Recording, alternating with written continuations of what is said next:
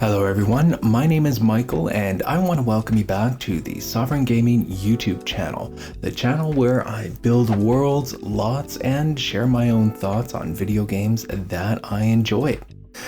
As you can see on screen, we are just finishing up some detailing around the graveyard area in my SimCity build, and I decided to go with a different set of trees just because I feel like that was very necessary for the graveyard. I mentioned it a little bit before, but with the graveyard, I wanted it to be accessible, but it also is a significant lot, and so I really wanted to just kind of highlight that by using a different set of trees. In this case, I'm using the evergreen trees because I also want this area to look relatively green and lush, I suppose, in wintertime when the winter textures do settle in. So that was kind of my thoughts and feelings there. I've yet to decide what kind of a style I want the graveyard to be, whether I want it to be more of an homage to death being a transition, or if I want to play into those gimmicky and whimsical themes that the Sims lore has introduced to us. It might be more of the latter, or I could even end up designing two versions of the graveyard lot. So let me know what your thoughts are in the comment section below. But the main focus of today's episode is actually taking us into the hills. Now, this rich neighborhood, I have yet to actually name it. I'm actually thinking it'll either be Pleasant View or Sunset Valley. Both names make sense since they are both the starter neighborhoods in The Sims 3 and The Sims 2 respectively. Well, with the way that the lore works in The Sims, it's changed drastically. I believe that Sunset Valley came before Pleasant View, which if you look at it geographically, doesn't really make a lot of sense. So seeing how this is the SimCity build based on the Sims lore and all that, it doesn't necessarily have to make sense for me either, lore-wise. But geographically, it would make sense because the sunset would come from the west, and that would actually look pretty nice, just as you kind of see it. So Sunset Valley could fit. Pleasant View definitely fits because these lots are going to be on higher terrain, so you'd get a very great view, a pleasant view, some would say, of the rest of the SimCity world. So these would be some of the best views of the entire world that you'd be getting living in one of these lots. So both names make sense, and honestly, I will run a poll where we will determine the name just within the little community I've got here. So I'm very excited for that too. But yeah, today's focus is really doing a bit of geographical work and a lot of road work as well, and it gets complicated. As you can see, we are at the map's edge when it comes to this hillside neighborhood, this hillside rich neighborhood, I should say, and that poses itself as a problem because the terrain really doesn't play nice when it is flattened just right up against those borders there. So you'll see a little bit of terrain here and there just with the terrain textures and such. The best way that I think is actually something that works well with the border textures is just surrounding it by water. Now granted, there are vista objects I should say, that you can just plant just right in the middle of the world and all of that, so that's something that I will experiment with towards the end of the series, and then I'll make any adjustments from there. But for now, what I've done is I just really wanted to get the hilly texture just kind of developed and get all the geography and topography just kind of set in here so that we can develop our lots just surrounding those. When it comes to the lots themselves, I tried to make a lot of them flat, especially in this first part here. I made all of them flat, in fact, but when we get to the next part, where I do continue doing more work like this, I'll actually change up some of those lots and make them so that they are actually on slopes with a significant amount of flat land. The reason being is that I wanted to base this area off of the Hollywood Hills and just like the hillside mansions that you would find in Los Angeles and such. And so the idea there there is that a lot of them work with the terrain. A lot of them are built on top of like hillsides, and they work into like a sloping hill and all of that. And so I'm going to be offering those kinds of building opportunities as well within my interpretation of what a rich neighborhood would look like in SimCity. And in my opinion, the neighborhood, or in my interpretation of it, is that the rich neighborhood of SimCity would be set upon a hillside that has great views of the city, great views of the region, and also ocean view as well. And what better way to represent that than to put it on a hillside in terraced lots like you see here. Now, granted, I'm not the best when it comes to working with different kinds of heights and even working with different kinds of terrains and such. Like you can see here that I am just sort of experimenting a little bit with the mountain feature of the sculpt feature of the brush, but I think it all turns out okay at the end. Again, I'm just not confident in my own taste levels when it comes to these kind of things, so just bear with me. It does come together a little more stronger at the end. I think that the different terrain textures and the different terrain heights and the ridges and everything just really comes together and helps to signify that SimCity isn't just on flat ground. It's actually built a little bit into a cliffside, and that the flat ground you see is just really natural plains that had sprouted out from these natural hills and mountainsides. So that was really some of the concepts that I was working with while doing this build. As you can see here, I am dragging out a lower depth level from the riverbed, I suppose, into the ocean outlet just by our harbor and all of that. I'm very on the fence as to whether I want to raise the harbor's actual ground level up a little bit higher, only because I haven't painted the texture there. And the reason why I'm on the fence with that is because if I do that for the entire harbor, then suddenly we have these lots that I have already pre-built that are using that same, that are using the depth that they were originally set at. So it could look a little out of place. So yeah, I might just actually leave that as it is in terms of its depth. The whole idea was that it was a naturally deep sea port, which is why the industrial harbor developed the way that it did. So I might just actually feather out like that riverbed depth and just try to make it look convincing that it's actually supposed to be that deep near the SimCity harbor and all of that. So that's kind of the idea there. And you can see that I dragged it out behind the mountainside and behind the hillside here. And again, the reason for that is that I'm really on the fence as to whether I want to use one of those vista objects, those long distance vista objects that are in Create a World, because I can see it going awry in a lot of ways. Like for example, if I used one with hills, it might show some hills towards the north end of the map, which is actually what I would interpret to being the ocean side. Who knows, it might actually look okay. I haven't actually experimented with it so far, so I really don't know if I'm just causing myself some extra work to do down the line, but I'm also very open to the fact that I might just surround the entire map with some deeper waters like this and just call it a day, call it an island map, quote unquote, so to speak, even though it really isn't. And yeah, I might just have to accept defeat from the Create a World tool on that front there. So yeah, that's why I've dragged out some of the water just behind the mountains here as we go through with this rich neighborhood build.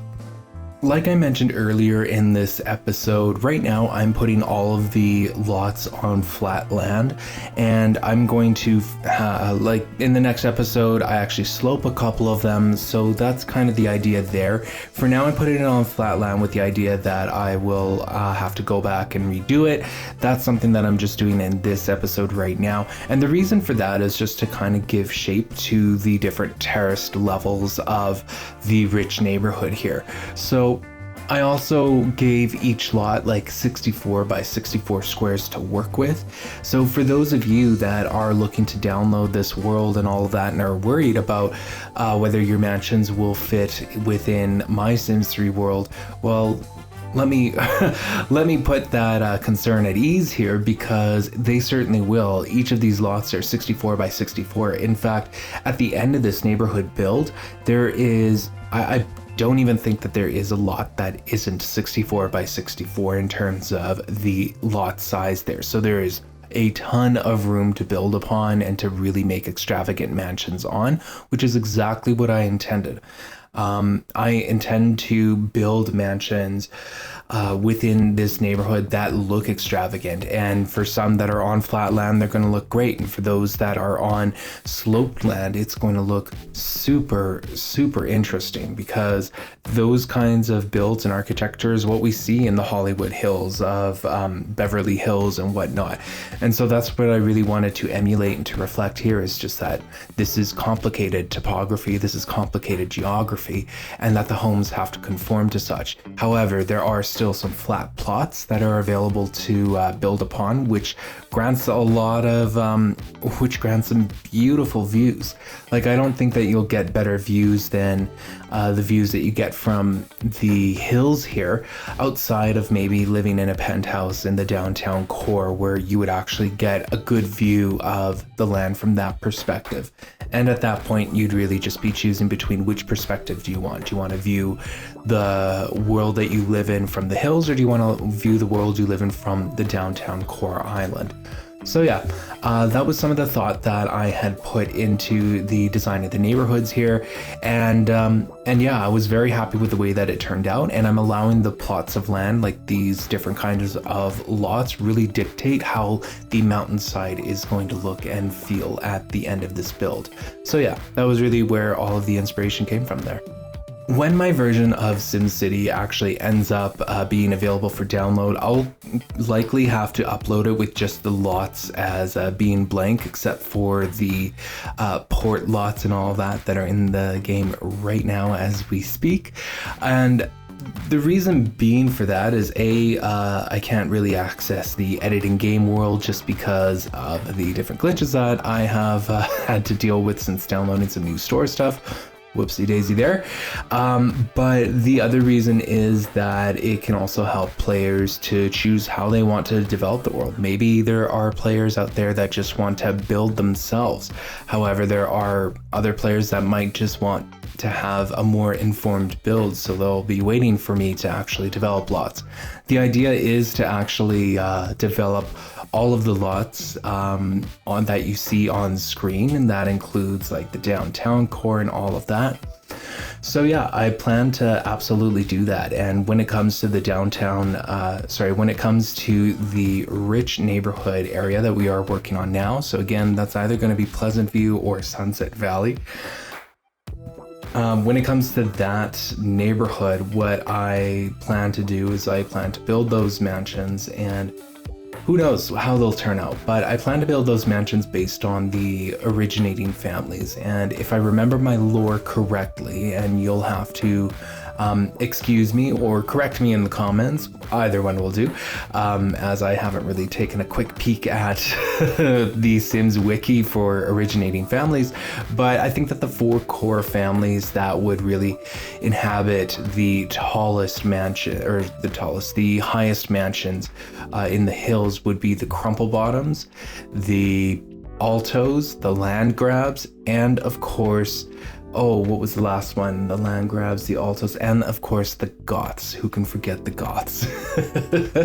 So yeah, with each of those mansions that I'll end up building, they'll each have to take on their own kind of styles. Like, I'm thinking that something a little more modern might be up to the taste of the Alto family, who have their lore is just that they're in competition with the Landgrabs, right? Whereas the Crumplebottom mansion will likely be a much more older styled mansion, because they would be likely the oldest family that founded SimCity and all of that. So yeah, that's what some of the plans are with the lot developments going forward. We are still quite a little bit a ways away from that at this point in time, only because there are a couple of more neighborhoods to really develop, and I have to finish up the geography and all of that of SimCity here, so please bear with me. But there are certainly some exciting projects down the pipeline here, including mansions and including other kind of lot builds as as well. As we finish up the build here, another thing that I wanted to mention was the road layout was something that I took into consideration as well. As you can see, there are a lot more curves, a lot more inclines and declines and all of that.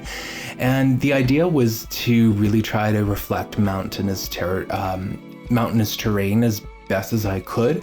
I know that there are, I don't live in a mountainous area, but I have lived in mountainous areas in the past. And if you are driving and needing to go up a pretty steep incline, sometimes there are switchbacks. So that is essentially a road setup where you just make a sharper turn and then continue on an incline. So yeah, that was really some of the ideas here, is just taking inspiration from actual mountainous areas where you do a lot of turning and well, not swerving, but a lot of turning and going up inclines and reaching a plateau and then maybe doing another turn and going up another incline. Some people really love that driving, some people really hate it. I personally think it is a lot fun, a lot more fun, just because you really feel like you need to drive. However, in the wintertime, that is a whole other story. It's almost best to just stay off the roads at that point. But we are playing in the world of The Sims, so we don't really need to worry much about that, thankfully. So yeah, that was the idea with the road layout here. Also, I didn't want the rich hill neighborhood here to be a cul-de-sac, and by that I mean there's just one entry and one exit, so it is going to link up towards the western side of the mountains and the hills there. So that is sort of the idea there. And with those mansions for those 4 core families that I mentioned, I kind of gave them their own private little turnaround driveway there. So let me know what you think in the comments below, whether you think that's appropriate or whether you think I'm giving them too much favor or whatnot. It's likely staying, so I might not change it, but you're more than welcome to air out your thoughts in the comment section below. Anyways, I think that about does it for this episode. Please stick around for the final tours and all of that of the neighborhood that we have really started to build upon right now. Next episode, I will certainly add more onto the neighborhood. Unfortunately, like these lots and these custom turnaround ports, these custom turnaround boulevards, I guess. I don't even know what they're called, but they take a little while. So next episode, we'll continue to build upon the lots. We'll continue to build upon the road layout, add in the finalized lots there, and then just link up the other entrance and exit point of this rich hill neighborhood. So I'm very excited to show that to you guys, as it finally adds in some interesting geography into the Sim City world that we have so desperately needed, aside from ocean and flat land. So yeah, I'm very excited to show that to you guys in the next episode. Anyways, I just want to say thank you for watching, and if you've enjoyed this episode and have enjoyed the series so far, then feel free to like this video, comment below, and also subscribe. It helps me to beat these YouTube algorithms, and it also helps the channel to grow a little more as well for other people that might enjoy this kind of content. Anyways, thank you so much for watching, and I hope you have yourself a wonderful day.